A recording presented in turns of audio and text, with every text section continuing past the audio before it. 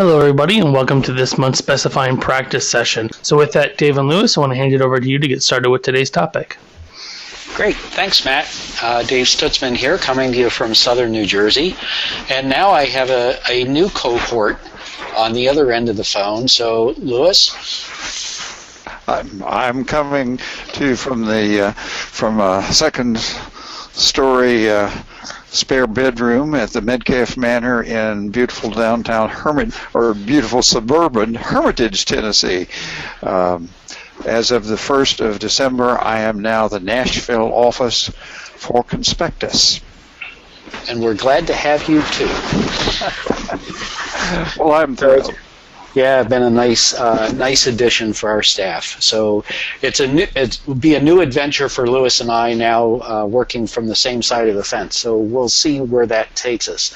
But I wanted to first explain the topic. Anybody that was at Construct in 2011 may have seen this presentation, and I brought this out of the archives. I've used it on a number of occasions just to fill in. And because here are our speakers, planned speakers, family issue. So you will get today's, get credits today for AIA. And so obligatory to AIA, here are all the mandatory slides. Copyright, yes, from 2011. What we're trying to do today with this program is really to explain the differences between all of these framing systems for glazed openings. And what really prompted this was I had a particular project where I went to the elevations and wall sections and actually on the same sheet found the same kind of opening labeled as a window, a storefront, and a curtain wall. Now we actually had spec sections for each one of those three systems, but the way that they were labeled on the drawing, if the contractor actually tried to buy them as they were labeled, he would have had the wrong systems. So I developed this in part. One of our staff here was instrumental in trying to help develop this program as well. Joe Minerick, and he put together the basic background information and created a document that we published, and then this presentation grew out of that. So the reason we're doing this is that if you don't understand the differences, we may have the specification police out there trying to enforce you to actually label the openings that you're designing and creating, and we don't want to have the label looking like this. Right? So now we're going to start the session off with the quiz. And I guess what we can do, Matt, you're going to have to watch for hand raises. So what is it? Storefront, window, window wall, curtain wall. Think we can monitor those hand raises, Matt? Sure, we have a couple of hand raises now here. Unfortunately, I'm not sure what I'll read them off again. Watch as they go. All right. Storefront, raise your hand. Let's see. Window. Oh, wait, we'll have to wait because I have to clear them out in between each. 1, 2, 3, let's see. 1, 2, 3, 4, 5, 6, 7, 8, 9. Oh, you don't have to count them, just judge. Okay. All right, so we have about 10% think that that's the first option. Okay, window.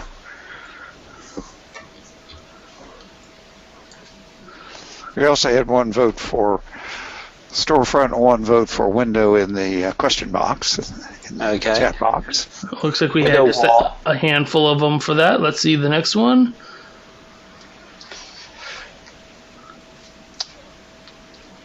Yeah, we got 5 or 6% for that.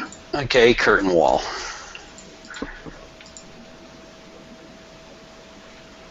Just a small amount. I think it's that. All right. This is storefront. And even the fact that it's running a full length of the building on the second floor, the framing system that is used for this is still storefront. Okay. And it looks like part of that ribbon window is structural silicone glaze storefront. Yes, you're right. The verticals. So that is an option we'll talk about more, but that's an option for people to keep in mind, that you can get structural silicone glazed storefront systems. Right. Okay. Next test. Storefront.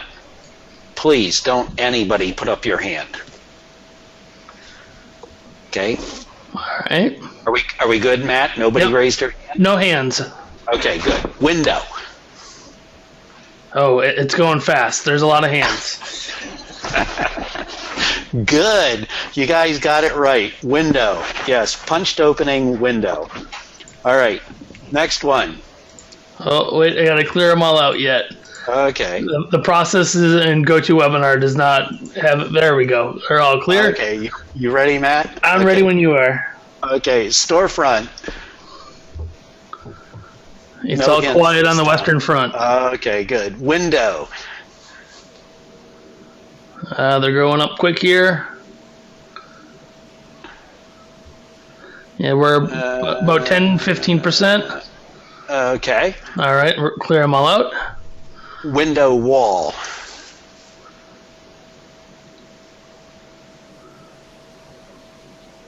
Looks like we're about the same amount as window. About the same. Okay. Curtain wall. Slightly less, but still right. a couple of hands raised. Okay, now I will tell you my interpretation. This is window wall. And Lewis and I are going to debate this as we go through, and we'll try to explain why I think this is window wall. Well, All right. actually, we're going to agree that window wall is an ambiguous term, and then we're going to see why. Okay, and I'll let you explain all of that, Lewis.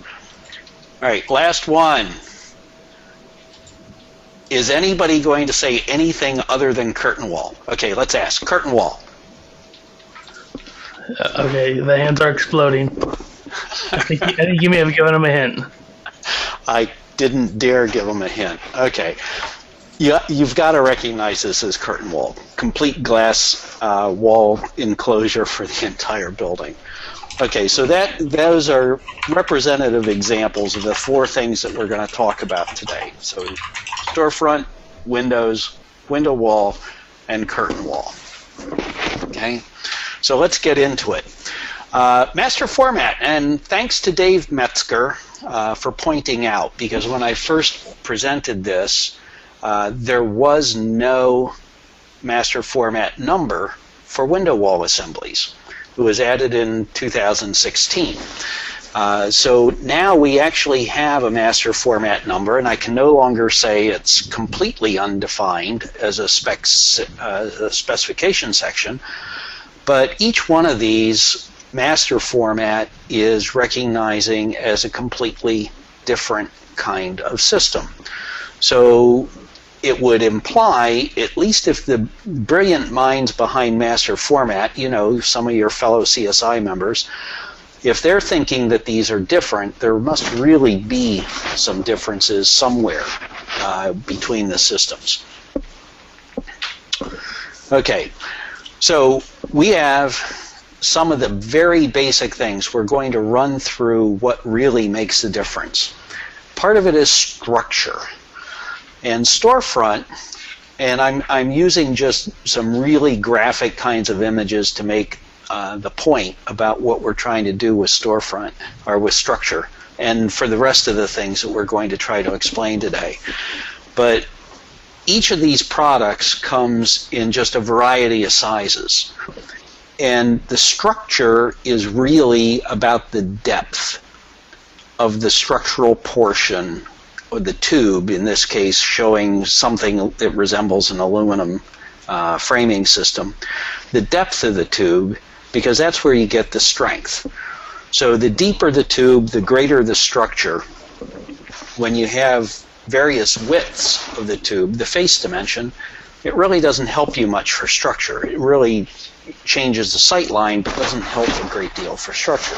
So storefront Now we can get it in 4.5. We can get it in 6. We can get it in 4, 4.5, and 6 generally are the sizes that we can find storefront. Windows, on the other hand, are somewhere between 2 to 4 inches deep. So we have a couple of sizes. Not many to select from in the depths of windows. Curtain wall, on the other hand, we might start with something that's 4, 5, might go to something as deep as 8, 10, 12. And what happens with curtain wall, and I stop at 12 because generally that's the limit on the extrusion size that we're going to get out of aluminum. We can go deeper, and I have seen deeper, especially if we're looking at laminated wood as the structure for curtain wall. A curtain wall is a bit of a fooler because what do you see from the outside? It's only a decorative cap, right, Lois? And you may have extensions on those that may be have rectangular profiles, or they can even be a thin, pointy kind of one, or a rounded profile of various depths. But they add nothing to the structure. Absolutely not. Okay, so structure generally for all of these systems is what you would see inside the glass, on the inside surface. And for curtain wall, one option is there are a few companies that make wood mullions that actually take the support, and then the glazing track is screwed to the wood, and sometimes they're usually laminated wood, and dealt with a couple of those from time to time, but they're not real common yet, and they're actually more pricey than the equivalent aluminum systems. Gail Goldstead has a comment that MasterSpec does not yet have broad scope sections for window wall, and she wished that they had a section for cable net wall also. Are you going to write one for them, Lois? Maybe that will be one of our new endeavors. I don't know. Yeah, we're seeing much more in the way of trying to deal with as much glass as you can get for building facades, and cable net is certainly one way to get there. But the discussion we have going today is mostly about framed openings, and I would put the cable net glass, structural glass, as something that really doesn't have a frame except perhaps at the perimeter to capture the edge of the glass. Or the systems that have butt glazed monolithic glass mullions. Right. So we talked about structure. The next major distinction between these systems is really the construction. What is the frame, and how is it made up? How is it built? So Storefront, we started with the basic tube as the structure. And looking at or thinking about aluminum, we're going to mill out or extrude a pocket to receive the glazing, and we'll end up putting in a thermal break in most cases. But what happens with Storefront is you notice that the entire tube is the structure. Even though we're looking at the glazing pocket and the thermal break, that thermal break is actually impeding somewhat the structural capacity of this tube. And with the break to form the glazing pocket, we're also impeding it a bit. And that actually causes some limitations for the Storefront as to the spans that it's able to do. because we're introducing a weaker member with the thermal break, number one, and we're trying to reconfigure to be able to create those glazing pockets. Okay. Now, could we go back to that, David? Certainly. Now, where is that system? Is a storefront system anchored? Where are the anchors in this system? Let's assume that the left side is exterior and the right side is interior. What kind of a answer do you want? It's the anchors are. How do I screw these things tight so they don't follow the hole in the wall? Well, I mean, for storefront, and we'll talk about anchorage a little bit later, but storefront is really anchored top and bottom. Yes. With perimeter channels. Well, so there's one of the places I was going to go with this is that for all systems, whether storefront, windows, or curtain wall, we need to make sure that the anchorage points are on the warm side of the wall, and so that they're not attached. Because if you have a thermally broken system that's attached to, say, precast, for example, which I have seen, you've just thrown your money away because it won't do any good. We need to isolate the protected side of the framing system to so it's behind the insulated. It's in an insulated wall rather than attached to the cold exterior wall or the hot wall if you're in Florida, South Florida. Yeah, well, we don't want to see condensation inside the facility, that's for certain. So moving on to windows and the window construction, it's a little bit different than curtain wall or storefront, because storefront we formed the pockets, and windows we're doing something similar, but what we're trying to depict here is what would be a fixed window. So we're going to have the perimeter frame, whether in this case looking at it in a sill condition, a perimeter frame just holding the glass into a glazing pocket of some sort. When we look at the window then other than fixed, we're looking at a perimeter frame formed to shed water, a glazing pocket in a separate sash frame. So in this case, the construction of the window, we're actually buying much more aluminum because we're providing that perimeter frame and then a second frame as part of the operable sash. And it's also doing something by creating these two different pieces. We're also increasing the sight line from the exterior to be able to accommodate both kinds of things, the perimeter frame and the sash frame. But if you're trying to reproduce the appearance of historic double-hung windows, this is the way to do it, because you can match find a system that will match the profiles of the original wood windows that were constructed back in the 20s or 30s or earlier. And I'm sorry, but aluminum just never looks like wood. Well, no, it doesn't look like wood, but it has the same profile and same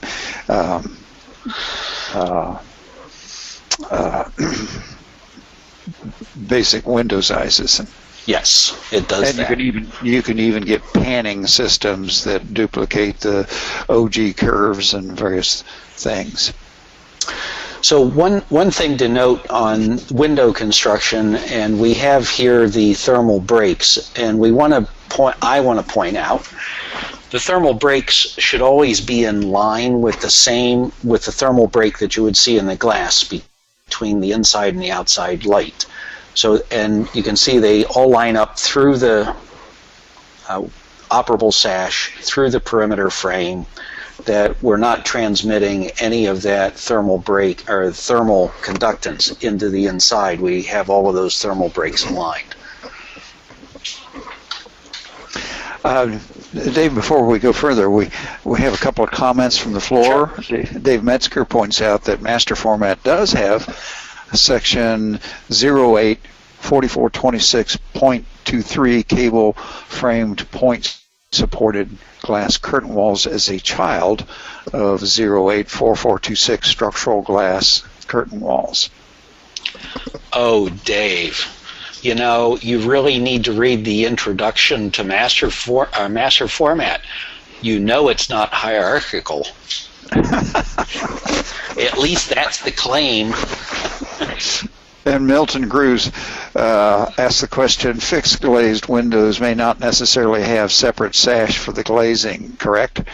And Milton, typically they don't have they may not have a separate sash, but they will want the same appearance as the windows that do have operable sash in terms of, so they'll want to look alike whether it's actually operable or not with the same view space. Okay, so now here you get the treat of Lewis and I arguing. Ah, yes. All right. So with my interpretation of window wall, what I am going to suggest is that it's really a matter of windows that are assembled into a larger opening. And so we're taking in this case, two windows, putting them together, could be multiple windows, putting them together to fill an opening. So now, David, do they always have a separate structure in between the windows to hold them up? How else are they going to span an opening, right? The biggest difference that I see, and thinking back about the quiz at the beginning, the large bay window with, in that case, actually the photo came from Pella as their window wall system. It's multiple windows molded together. It could be factory mold, could be field mold, but there's structure between them. And the structure is what's actually doing the span. The windows are just fastening into that structure. The structure could be anything. It could be wood framing. It could be steel framing. It could be additional steel plates, but it could be anything between it as long as it's capable of the span. On the other hand. Yes. On the other hand, completely different from all of the others is curtain. What I have seen fairly recently usage for the term window wall, and as I mentioned at the beginning of the show, the term window wall is not a defined industry standard term, so it's kind of up in the air.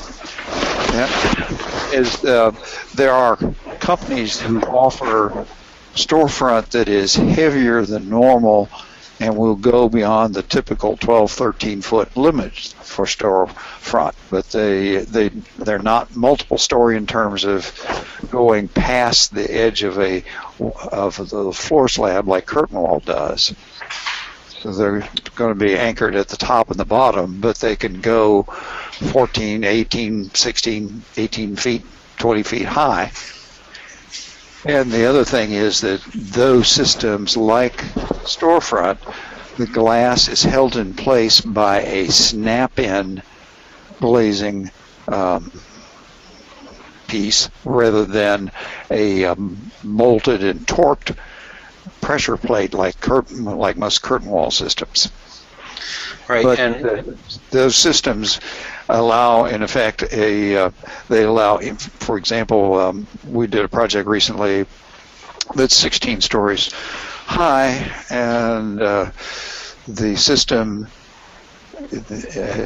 is such that it can be glazed from the inside, so contractor liked that. That's why they proposed it. And the glazing beads are snapped in place there rather than torqued down, but the system is heavy enough that even at the 16th floor, that in a 110-mile-an-hour wind zone like Nashville, Tennessee, they should perform adequately. Right. What we're seeing happening with with window wall here in the east in our region, we're seeing architects attempting to use what they're calling window wall to simulate curtain wall. They're still spanning slab to slab. Yes. They may even be covering the edge of slab with glass, sometimes with metal. The biggest issue that I see with it is that because you're spanning slab to slab and supporting the framing off of the floor slabs. Here in Philadelphia, I will tell you that the reputation for concrete work is not very good. And when we're tied to these tolerances that you're working in a manufactured system such as window wall, aluminum framing, it's cut to exact length. You have to install it and allow for the tolerances, but the floor slabs can be out of tolerance, which presents some real challenges to making this thing work. Well, the other thing about that is because each one of the lights is a separate assembly, you now have a lot more perimeter sealant to maintain and try to keep out the wind and the rain rather than with a either storefront or true curtain wall frame system. All right, so let's move on and talk about curtain wall then. Curtain wall construction. So we're looking at the structural tube. We have glass that is installed on the face of the tube, so it doesn't interrupt the structure of the system at all. We have some sort of a spacer, a thermal spacer, so that we're not conducting heat back into the structure.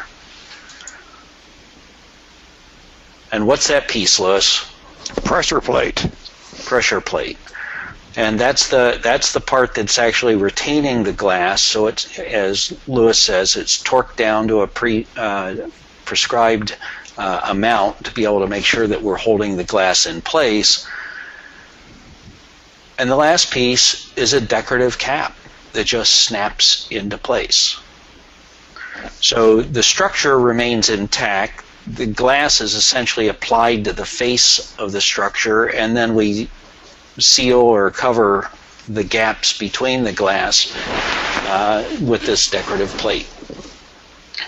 All right, one advantage about curtain wall, we can make it stronger. We can stuff this back tube full of steel so that we can increase the span capability of that tube. Even if you have a 4-inch tube that might be capable of normally spanning on its own 10 to 14 feet, stuff a few pieces of steel in there, and you may get it up to 18 to 20 feet.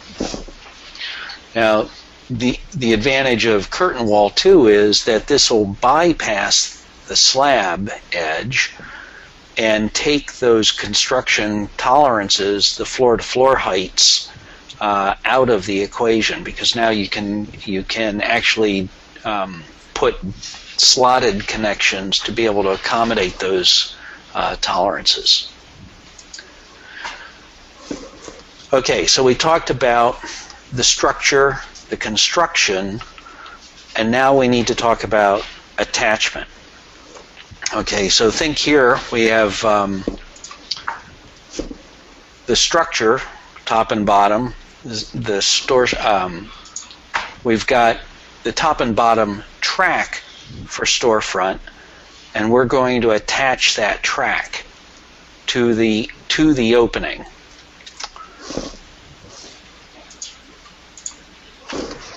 The next, we're going to install the vertical mullions. And if you pay attention, for storefront, you'll see the vertical will always have a joint where it meets the horizontal, top and bottom. Fill in the glass, and that's storefront. So fasten top and bottom. One of the advantages is lose the vertical mullions. We can do this in butt glaze. The vertical mullions are really not accomplishing anything to be able to support storefront. Well, are you talking about true butt glazing, or are you talking about structural silicone glazing, brother? Butt glazing, just silicone. Yeah, it could be silicone, but it's not structural. It doesn't have to be structural. That's true, as long as your wind loads are not too high. But you can get it with the mullion that's behind to support that joint if you have the wind conditions that may need to do it with structural silicone glazing. Okay. So windows, create the opening. Windows completely factory assembled. Frame, glass, sash, everything. Pop the window into the opening and anchor the window to the opening. Usually the anchors are you'll see the anchors on the jambs only.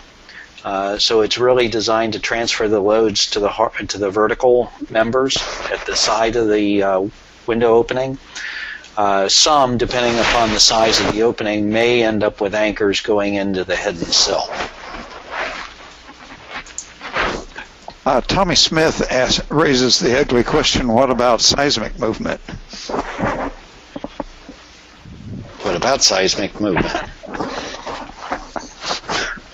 In windows, for sure, you're relying on the wall and the opening sizing and anchoring to take care of the movement. In storefront, it may accommodate some lateral drift because of the verticals and the gaps that you have in the glazing pockets within the vertical. And that's also an advantage in storefront to be able to take up thermal expansion and contraction because you have all those vertical joints along the length, allowing you to run storefront virtually unlimited length. But we haven't got to curtain wall yet. And window wall, my interpretation, Louis, we're still talking about multiple windows, structure between, fill the opening, anchor it, and away you go, window wall. Okay, so Louis, how's curtain wall attached? It's usually attached to the edge of the floor slab, or an extension of steel off of a floor or roof beam. Right. So while I can't show it in a full frontal view here, the red dots are actually meant to be anchors between the vertical and the edge of the slab. So, and as David says, that those have the toothed adjustments so that you can get the wall very much in plane, even though the edge of the slab may vary 3/4 of an inch in and out from the design dimension. So we'll try to make those somewhat disappear so that they're not too distracting. The one thing to know, though, for curtain wall, you have two different kinds of anchors. You have a rigid anchor, which is actually going to support the weight of the wall, and then you'll have a slip anchor at intermediate floors that allows for a vertical thermal expansion and contraction. The rationale being that the vertical members of the curtain wall are likely to extend 2 or 3 stories rather than just filling an opening between 2 floors. Okay, so after we have the verticals installed, the horizontals go in wherever you like. The only two purposes for the horizontals help to support the weight of the glass and to provide whatever design configuration that the architect is going to want to achieve.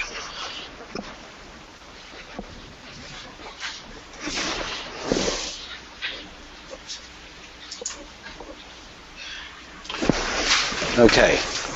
The next major difference is how the glazing is installed, or what the glazing options are among the various systems. So Storefront, this is traditional. We had Storefront center glazed forever. One of the manufacturers got the bright idea we could do front glazed and still be Storefront. So the position, whether it's in the center of the tube or at the exterior front side of the tube, really doesn't matter. Then someone got the bright idea, if we could do it front glazed, we can also do it rear glazed. Now, and I actually have a project now I'm in the middle of checking, and the architect is using both front glazed and rear glazed in the same run of windows to get the effect of glass moving out of plane, in and out, to give some visual effect. The difficulty I find in this is that the Storefront, although it allows you to do it, it really doesn't do well for managing water when you're looking at the inside glazed, the rear glazed, because it gives too much of a surface to actually collect the water and has a difficult time dealing with it and keeping it out of the building. It's also it's also a great place for a bird to build a nest. It is, and they do. And you may not want them where they decide that they're going to take up living. So, and bird spikes don't look so great. No. Okay. So window and window wall. You've seen it before. We're going to create the glazing pocket. We're going to have, there's very little room for manipulation within the window because these are highly designed systems. So we don't get the option of putting the glass inside or outside. It's usually arranged to the outside, especially for operable sash, because there's very little room to work with to begin with. Okay, curtain wall. On the other hand, you saw this. We're going to attach it to the front of the frame. Going to put the pressure cap and the pressure plate and the decorative cap. But we have the option, again, to be creative, decorative. We've seen some where they actually take some very extended profiles, as much as 4 to 5 inches deep, as the exterior decorative cap. We've seen some that have doubled have double tubes on the outside as the decorative cap, so you actually get a vertical reveal for a 3 or 4 inch depth. So it's really up to your imagination and whatever the fabricator can accommodate. But one of the advantages for curtain wall, we don't need the pressure plate. We can simply glue the glass to the structure and fill the opening between the glass with sealant. Structurally glazed curtain wall.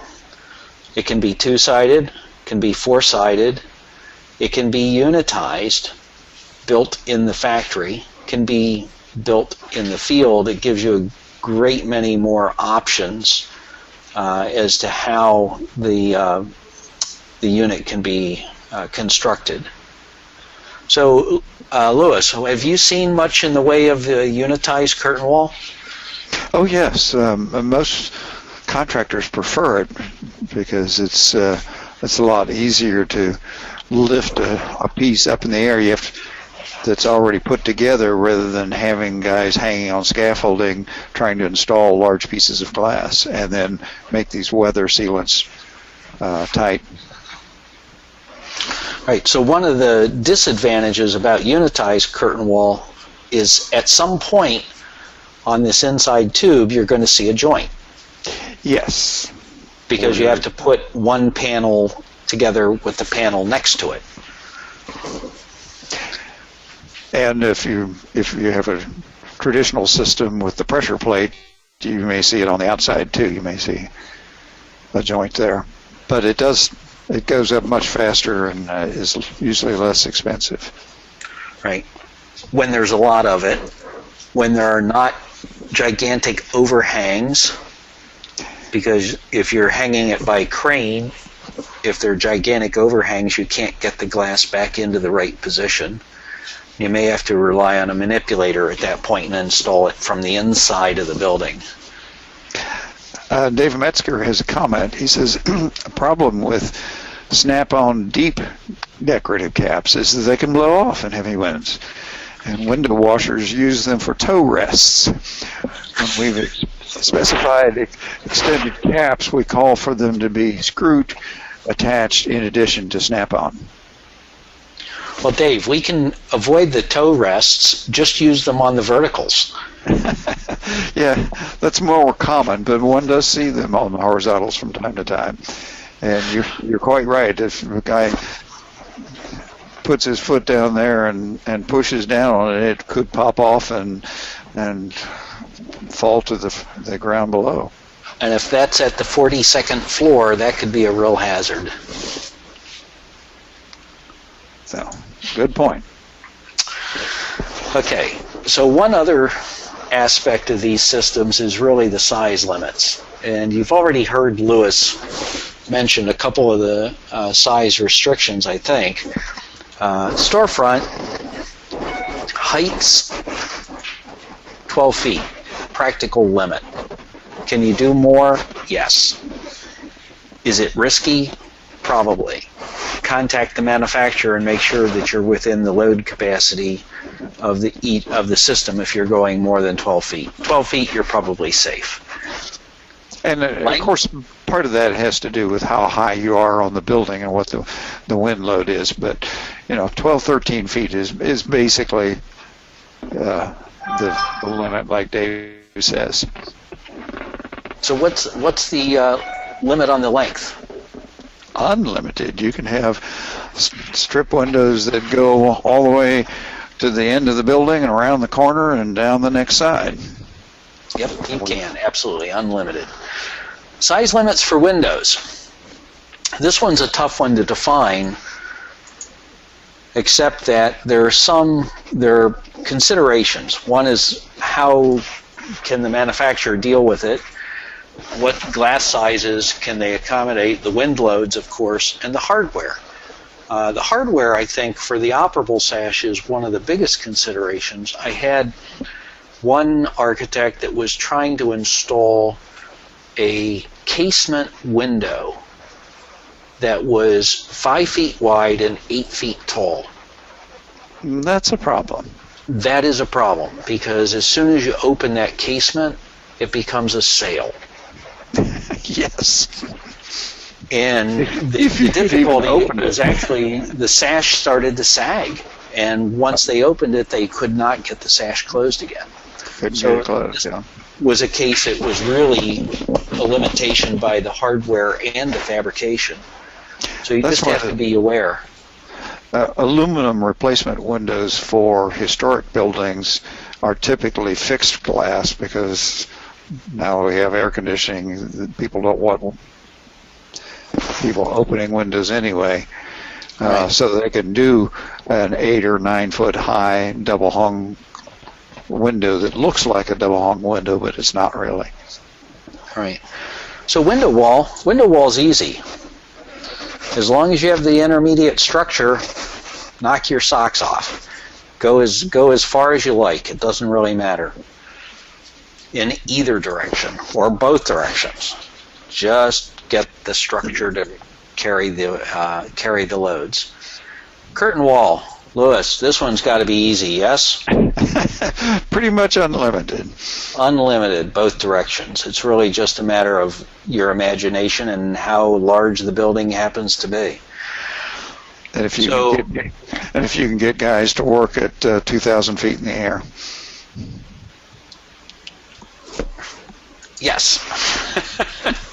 Not going to be my choice, not hanging off of a swing scaffold. So the size limitations is really about the load resistance that these different framing systems are capable of. And as you can see, going storefront to curtain wall, that they really have an increased capacity. Storefront is really limited to about 40 pounds a square foot. Curtain wall, 140 and up, depending upon how you want to reinforce the structure, the structural tube in the curtain wall. So how high can you go with storefront? What's 40 PSF? How many floors is that, David? I would not like to go more than 3 or 4 floors with storefront. I have seen folks take it higher. We have it installed on an 8-story building. Okay. Again, for our audience, there are manufacturers who will advertise window wall systems that are heavier duty storefront that can be taken a little bit higher. But like David says, if you're doing a suburban office building that's 3 or 4 stories high, storefront is fine. But if you need to go 5 or 6 stories, talk to your rep, and you may need to go to a heavier system. They do make heavier systems, and sometimes they're called window wall systems. Right. So the last major difference between these two, or between all of these systems, is water management. And they handle these differently within the systems, and you have to understand how the water is dealt with so that you can make sure that you're designing and accommodating the water to be able to get it out of the system and keep it out of the building. Storefront, think gutters and downspouts. If you have an intermediate, if water comes down the glass, it's going to land on the intermediate and it's going to travel horizontally until it finds a vertical, and it's going to find its way to the sill. Once it gets to the sill always has weeps. And eventually the water will find its way out those weeps. So gutters and downspouts for storefront. Window is somewhat the opposite. Water hits the horizontal, and each horizontal has weeps. So as soon as the water enters the system, it's really shed back out of the system. So what's one of the most important things in installing these systems, Louis, when it comes to weeps? You need to have some sub-sill flashing to keep the water from getting inside the building. And need to keep somebody from filling them with sealant. Yes, I've been on a number of cases. Just a couple or 3 weeks ago, I was looking at an older building where the storefront had all the weeps were blocked. They were somebody had thought that the problem with the leaking windows was little holes in the system, so they filled them up. Obviously, it's a hole in the exterior of the building. You need to fill it with sealant. So curtain wall works very much like windows, but in the case of curtain wall, you actually, on the verticals, will have baffles to direct any water that find their way into the verticals. They'll deflect the water and put it out to the horizontals so that it can actually weep out at the closest point to where the water may have entered. So any horizontal in curtain wall is going to have a weep, so getting the water out as quickly and as near the point where it enters.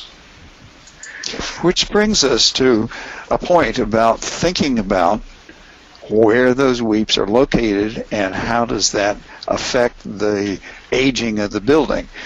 Matt, would you transfer over to my system? Let me show a couple of gory pictures. All right.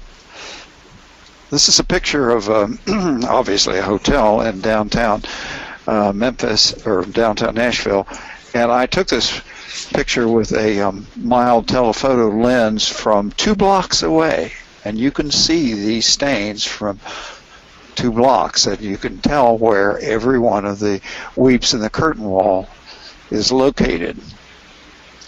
And then I have this one. Again, you can see where the weeps are located. They're right under the vertical tubes. And these, I don't know if you can see my cursor or not, but these stains below the vertical mullions, those are not reveals. That's just dirt. And so one of the things that when you're looking at a system, and especially if you have kind of flat face buildings like this that do not have a sill, be sure that you talk to your rep about where the weeps are so that you can plan for this dirt. Rainwater is dirty and it's going to stain your building, and the question is, do you want to do something about it? In this case, if they had made these, this is a flat panel, but these spandrel panels are flat, but if they had made them with reveals in them, then the dirt over the years would just have accentuated the reveals, and it would have controlled it to keep it from flowing out to the sides and being irregular in shape. It would have been a nice, straight, narrow line. It just proves the point that drip edges are actually beneficial. Yes. to help avoid some of this. Yes, and here's a large view of that same building, and you can see obviously where all the weeps are, and that's it's a design feature. All flat panels, but yes, a rolled edge sill with a drip underneath it allows the water to move sideways somewhat and dissipate, so it's not a concentrated thing, and it will age a lot better. Okay, back to you, David. I think we've just about wrapped this up. So all I wanted to do is really point out what happens with the curtain wall management, because water management, because it may not be entirely obvious, but as the water comes down the glass and as it finds its way into the glazing pocket, it actually does weep out through the decorative caps. So the caps have weeps at the bottom. The pressure plate also has weeps to be able to get the water into the decorative cap and out the bottom. Both of those can actually be installed upside down, which doesn't help matters at all. And you can talk to the curtain wall manufacturer about, they can put those weeps where you want them in some cases. So always talk to your aluminum rep. We have a couple of quick comments. Good. Will you take the comments and I'll show the last one. See if anybody recognizes this. Gail Goldstead says a lot of cheap residential high-rise use window wall that looks like storefront or curtain wall. Please clarify. Well, that's what we were trying to explain, Gail, is that there are systems that are sort of in between that are heavier duty than storefront and will take a heavier loading, even up to 16, 18 stories, but they still have snap-on glazing beads. They're usually inside glaze, that is, in terms of the glass is installed from the interior of the building, and yes, they are a little less expensive. They won't, you can't have a multiple floor span. It won't go past the floor edges. You have to, but for punched openings, it will in fact work. Okay, I like this question from Chad Miller, and I'll take this one, Lois. Says, sure. Do any of the systems have a thermal retention or deterrence quality better or worse than the other? If you think back about the structure discussion, in Windows and Storefront, the thermal breaks there actually have to be structural. So their thermal resistance capacity is not as great as it absolutely could be. In curtain wall, you have much more flexibility because it doesn't need to be part of the structural tube. So it really is just a thermal break. And yes, curtain wall will have the best thermal performance. And in particular, as we mentioned earlier, you have to anchor the warm side of the system to the warm side of the wall, and also be careful of the system extending over a drainage cavity, because the air in the drainage cavity outside the continuous insulation is cold, and you will get condensation, and so you have to think about that, and you may need to put a piece of insulation at the top of the drainage cavity to isolate the metal window or storefront from the air that's in that void. Paul de Arment asked the question, when you install a storefront frame into a small punched window opening, do you call it a storefront or a window? Well, it's not a matter of calling it, Paul, because if you look at an ordinary dictionary, if there's a hole in the wall with glass in it that you can look through, that's pretty much a window. But the point is to specify it, and it should be noted on the drawings as storefront rather than window, especially if you have both types in your building, which is sometimes unusual, but it does happen. He goes on further to say, if you take a frame profile designed and marketed by the manufacturer for curtain wall, but put it in a rough opening where storefront would usually be used, do you call it storefront or curtain wall? Well, again, the terminology, Paul, has to do with what is the system actually, how is it made? Is it a storefront construction, and whether it's a small window that's only 1 foot wide and 3 feet high, or a storefront that's got a piece of glass that's 8 feet by 10 feet in it down at the ground level, it's still storefront. And the same thing with curtain wall. And the example I have up on the screen now is a single-story application. But if you look at how this is constructed, the structural tube is all interior of the glass. The exterior is only a decorative cap. Even though it's single-story, the material, the product, is still curtain wall. So the important takeaway today, friends and neighbors, is always, always, always talk to an aluminum rep. And talk to your specifier so you can get this right. But unless you're doing a corner convenience store, don't rely on catalogs. Right. Find a good aluminum glazing system manufacturer and talk to them. They can save you money, they can save you time and effort, and they can help you get those details right the first time. Keep those cards and letters coming in, friends and neighbors. If you have ideas or requests about what you'd like to have us discuss, we'd sure like to hear from you. Back to you, Matt. All right. Well, thank you, Dave and Lewis. Extra fun for myself growing up in Milwaukee and going to architecture school there. You called that a storefront or a curtain wall for the Calatrava. We always just called it the $250 million hallway.